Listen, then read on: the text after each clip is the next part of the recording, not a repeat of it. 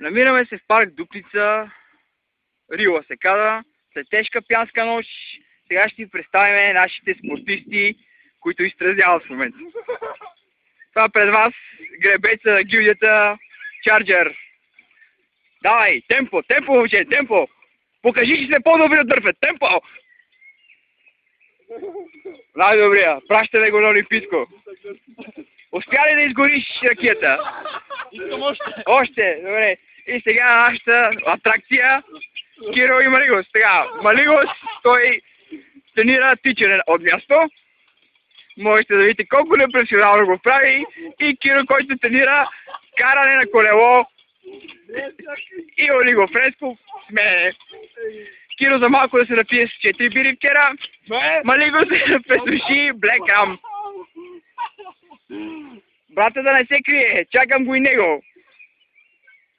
Брат! Това ще е супер, а? Качи се някъде, брат.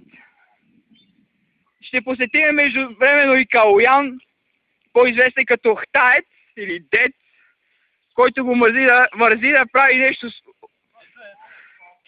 Какво ще ни демонстрира Калоян за изтрезняване?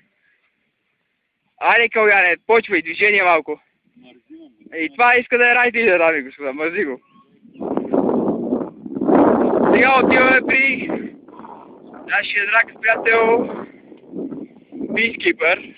Да не го наричаме с оригиналния му ник, да му правим реклама. Той ще ни покаже неща, които ние не можем и успешно изтрезнява. Как му се казва на това упражнение, брат? Идеално. Успя ли да разградиш алкохола?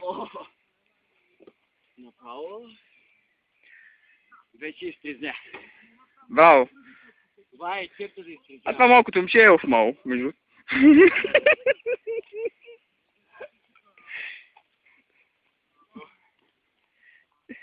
И освен да спираме клипа, Малко и сега ти си нареде. сега съм етава. Ще отидеш?